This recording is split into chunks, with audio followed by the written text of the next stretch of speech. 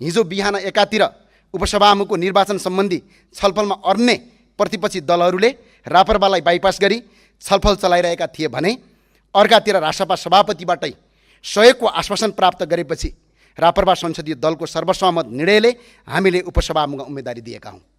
सम्माननीय सभामुख महोदय, आजको हाम्रो उम्मेदवारीले राजनीतिकमा स्पष्ट कित्ता क्लियर बनाएको छ। हिजोका पुराना र भनिएका राजनीतिक दल र अहिले उदाएका नयाँ राजनीतिक दलका साइनबोर्डहरू फरक फरक भए तापनि उनीहरूको बीचको नीतिगत सिद्धान्त र विचारको नाभि एउटै ठाउँमा जोडिएको प्रष्ट भएको छ।